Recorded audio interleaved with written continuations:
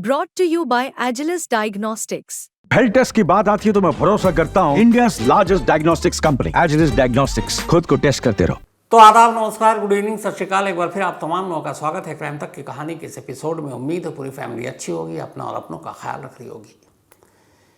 जुर्म की दुनिया में ऐसे न जाने कितने हादसे हुए जब किसी का कत्ल होता है, कातिल पकड़ा जाता है, लाश मिल जाती है। लेकिन सोचिए उन केसेस में क्या होगा जहाँ कभी डेड बॉडी या लाश मिलती ही नहीं है। उस परिवार पर कैसा दोहरा गम का पहाड़ गिरता होगा कि एक तरफ उसका उससे छीन लिया गया और दूसरा उसके अपने धर्म या मज़हब के हिसाब से उसकी आखिरी रस्म पूरी करने की भी या करने के लिए भी मौका नहीं मिला। हज़ारों ऐसे केसेस हैं जिसमें आज भी लोग जो इस दुनिया से चले गए उनकी लाश तक उनको मैसर नहीं हुई। ज़्यादा पीछे जाने की ज़रूरत नहीं है। ऐसे तो बहुत सारे केस हैं जिसमें डेड बॉडी के कुछ अंश है, चलो पूरी साबुत लाश भी नहीं है, लेकिन कम से कम लाश के नाम पर चंद हड्डियाँ हैं, वही मिल जाए तो उसी को अपने अपने रीति रिवाज के हिसाब से अंतिम संस्कार कर दें तो भी माँ बाप या रिश्तेदारों को सुकून मिलेगा। 2022 में आपको याद होगा आफ्ताब पूनावाला और श्रद्धा केस। मई के महीने में आफ्ताब ने श्रद्धा का कत्ल किया, लाश के टुकड़े किए और उसके बाद अगले 5-6 महीने तक उन टुकड़ों को फेंकता रहा। नवंबर में इस कत्ल का खुलासा हुआ। उसके बाद दिल्ली पुलिस ने उन हड्डियों को अलग अलग जंगलों से समेटा, सहेजा और फिर ले जाकर हॉस्पिटल में रखा और अब वो एक केस प्रॉपर्टी है। 2 साल हो गए। नवंबर में उस कत्ल का खुलासा हुआ था, आज नवंबर का महीना फिर से है, लेकिन वो 22 था, ये 24 है। आज भी श्रद्धा के बदनसीब परिवार वालों को उसकी लाश के वो टुकड़े नहीं मिले हैं और इस वजह से वो उसका अंतिम संस्कार नहीं कर पाए। तो सोचिए उस बाप, उस भाई या परिवार में जो भी उन पर क्या गुजरती होगी। ये सोचकर सिर्फ कि उनकी बेटी के लाश के अवशेष, हड्डियों के नाम पर चंद टुकड़े दिल्ली की किसी पुलिस स्टेशन या फिर किसी फॉरेंसिक लैब या फिर किसी अदालत के अधीन है, कब्जे में है और यूं ही रखा हुआ है। अब जब तक केस का फैसला नहीं हो जाता, श्रद्धा का अंतिम संस्कार नहीं हो सकता। ये सिर्फ एग्जाम्पल है आपको। और अभी भी केस में गवाही चल रही है। फास्ट ट्रैक कोर्ट और क्या क्या होना था, पर हुआ कुछ नहीं। हियरिंग शुरू हो चुकी है, गवाही चल रही है। अभी सारे गवाह की गवाही भी पूरी नहीं हुई है, पता नहीं रिपोर्ट कब आएगी। ये कहानी इसलिए आपको सुना रहा हूँ कि जो आज की कहानी है, सिर्फ सोच कर देखिए कि 13 साल की एक बच्ची 18 साल पहले उसका कत्ल हो जाता है। 2 साल तक वो बच्ची कहाँ है, जिंदा है कि नहीं है, ये भी दुनिया को नहीं पता। 2 साल के बाद उसकी गुमशुदगी के, उसके लाश के कुछ टुकड़े मिलते हैं, हड्डियाँ, और उसके बाद अब वो पुलिस की केस प्रॉपर्टी है। अब पुलिस उसको सहेज कर रखती है, फॉरेंसिक लैब भेजती है। अब वो एक केस प्रॉपर्टी है तो घर वालों को दे नहीं सकते। इसके बाद मुकदमा चलता है लंबे मुकदमे के बाद अदालत का फैसला आता है।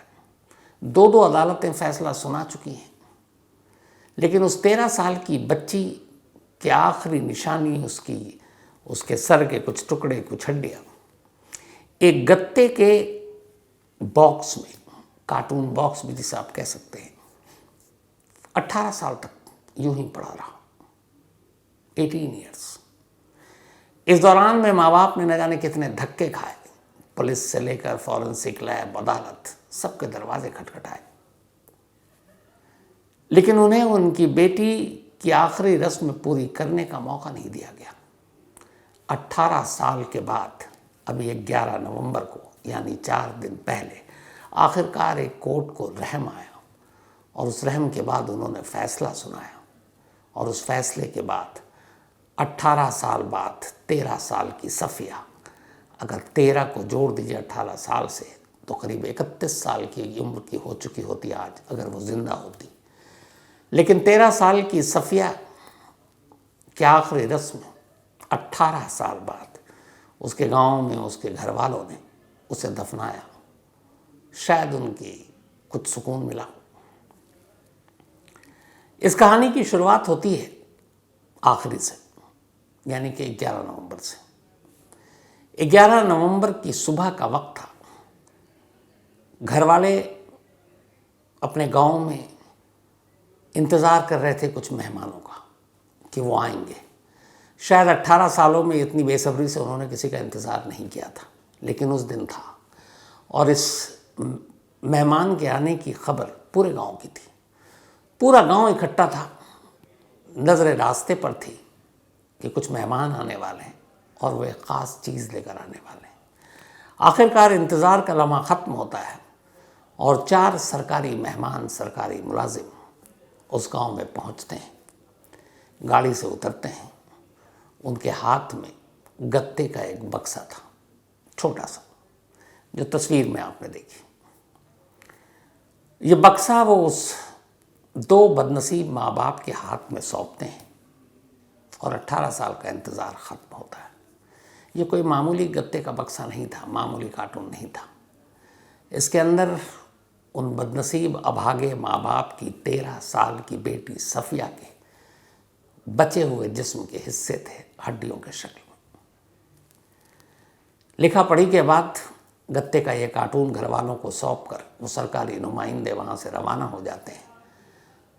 पूरा गांव सिसक सिसक कर रोता है। इसके बाद फिर कब्रिस्तान जाया जाता है, वहाँ आखिरी नमाज पढ़ी जाती है और सफ़िया के उन अवशेषों को एक कब्र में दफना दिया जाता है।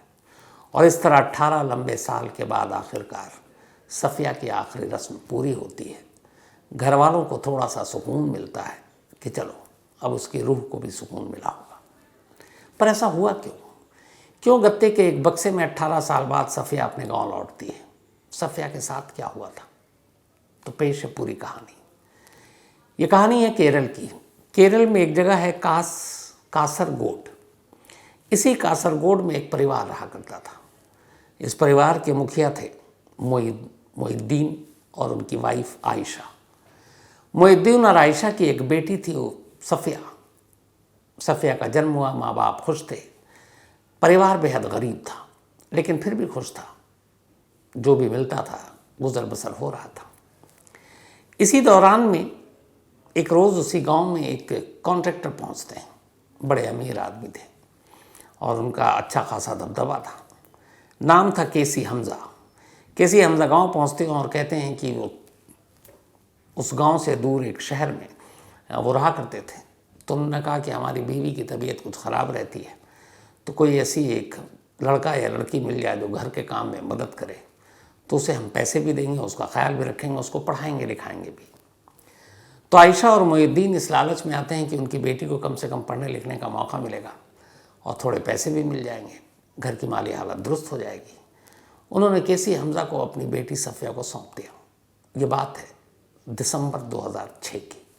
22 दिसंबर 2006 को जो हमज़ा है वो सफ़िया को अपने साथ लेकर, और उनकी पत्नी आई थी, उनकी वाइफ, वहाँ से निकल जाते हैं और अपने घर पहुँच जाते हैं।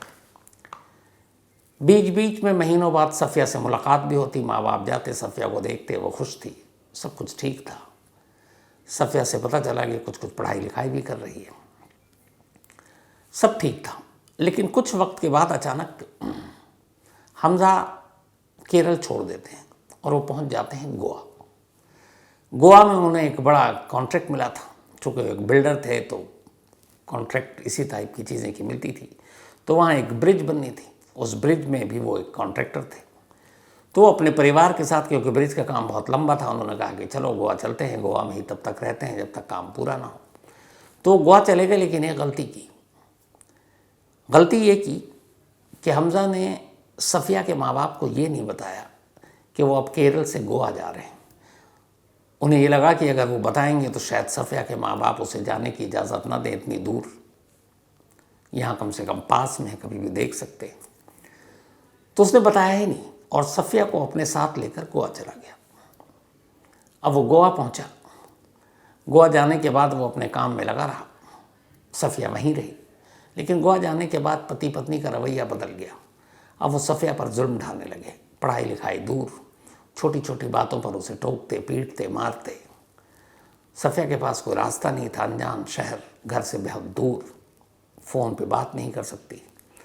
वो ये जुल्म सहती रही और बस वहाँ से वापसी का इंतज़ार करती रही।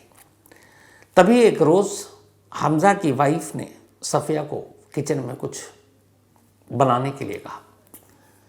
वो गरम गरम तेल पूरे सफ़िया के जिस्म पर एक हादसे के तहत गिर गया। सफ़िया बुरी तरह से जल गई, ज़ख्म गहरा था। जब हमज़ा और उसकी वाइफ ने ये देखा तो वो डर गए, उन्हें लगा कि बहुत बुरी तरह से जल चुकी है। फिर उन्हें इस बात का भी एहसास था कि वो माँ बाप से छुपा कर उसको गोवा लेकर आए, तो अब माँ बाप को क्या बताएं कि ये गोवा में है।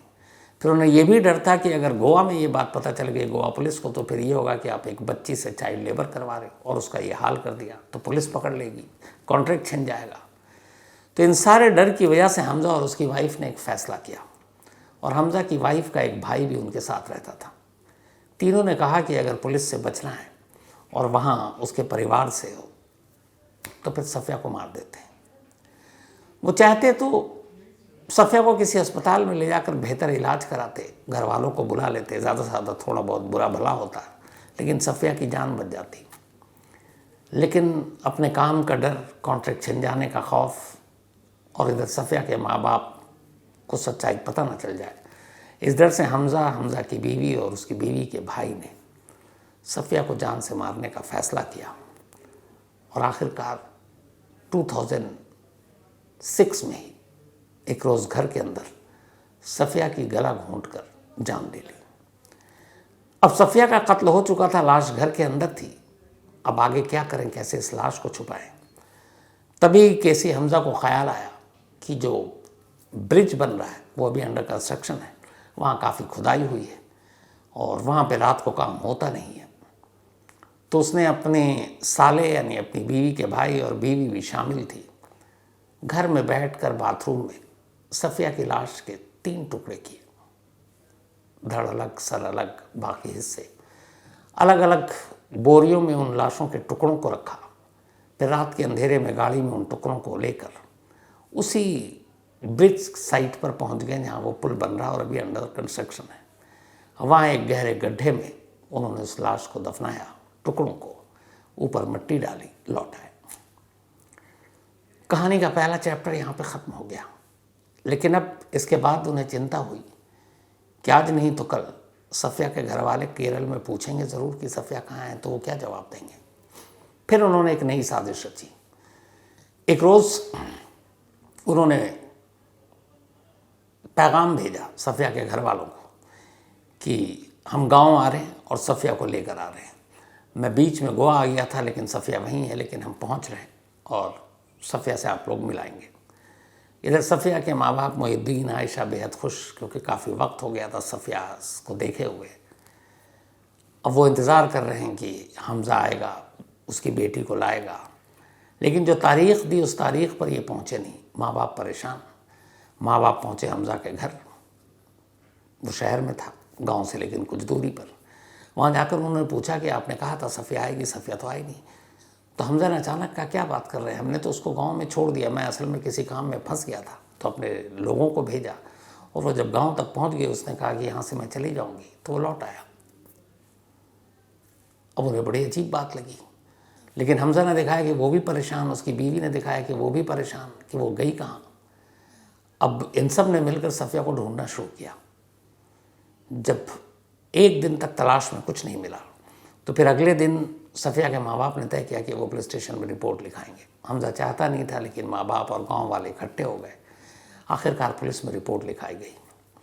पुलिस ने गुमशुदगी की रिपोर्ट लिखी, ढूंढा 1-2 दिन, उसके बाद छोड़ दिया। एक गरीब घर की लड़की, उनके लिए केस इतना इम्पोर्टेंट कहाँ।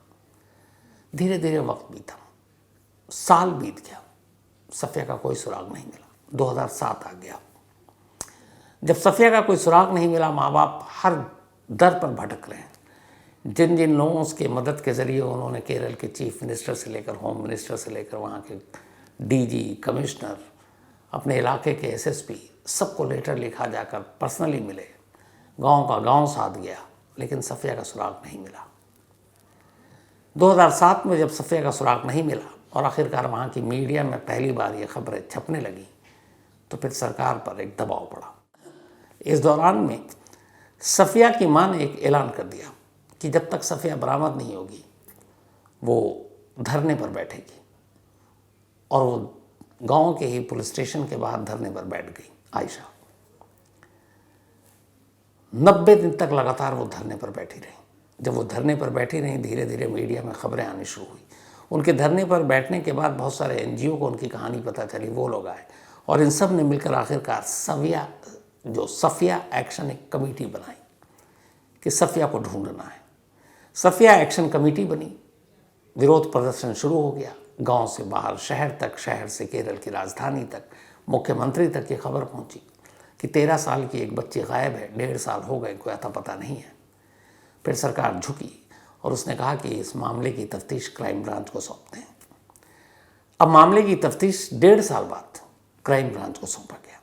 क्राइम ब्रांच ने शुरुआती तफ्तीश की, सीरियसली जांच की, और इस जांच के बाद आकर जो शक की सुई बार बार वो इसी केसी हमजा और उसकी फैमिली पर टकरा जाती, क्योंकि इस जांच में पता चल गया कि इस दौरान में केसी हमजा गोवा चला गया था और वो यहाँ था ही नहीं, और ये बात घर वालों को पता नहीं। तो फिर ये हुआ कि जब इस घर में कोई नहीं तो फिर सफ़िया यहाँ कैसे रख सकती है। इसका मतलब है सफ़िया को लेकर गोवा गया। आखिरकार उसने ये मान लिया कि हाँ सफ़िया को ले गया था गोवा, घर वालों को बुरा ना लगे, जानने नहीं देते इसलिए सच नहीं बताया। लेकिन गोवा से वापसी में वो गायब हो गई। अब जब ये झूठ पकड़ाया तो फिर झूठ के साथ शक की बुनियाद गहरी होती गई। क्राइम ब्रांच ने तफ्तीश शुरू की और अब लगा कि सफ़िया की गुमशुदगी का राज यही परिवार है जो जानता है। परिवार के अलग अलग सदस्यों से अब अलग अलग तरीके से पूछताछ शुरू हुई, क्योंकि ऊपर से दबाव था, और आखिरकार इस पूछताछ में एक एक कर सभी टूट गए, क्योंकि सभी के बयान अलग अलग थे। इसके बाद उन सारे लोगों को पुलिस ने भी दिमाग से खेल खेला, अलग अलग से पूछताछ की, अलग बयान बताया, दूसरों को कुछ और बताया। उन्हें लगा उसने उगल दिया, उन्हें लगा उसने उगल दिया, और इस चक्कर में सभी ने सच उगल दिया। उसके बाद उन्होंने बताया कैसे ऐसे एक हादसे में वो जल गई थी, हमें डर लगा और हमने उसका कत्ल कर दिया और लाश को एक ब्रिज के नीचे जो भी अंडर कंस्ट्रक्शन था वहाँ दफना दिया। ये सुनते ही केरल पुलिस केसी हमजा और उसके परिवार को लेकर गोवा पहुँचती है। गोवा जाने के बाद वो बताता है किस जगह दफनाया गया। तब तक वहाँ काफ़ी कंस्ट्रक्शन हो चुका था। फिर जेसीबी मशीन मंगाई जाती है, उसके ज़रिए वहाँ खुदाई होती है और उस खुदाई में सर का एक हिस्सा और कुछ हड्डियाँ मिलती हैं।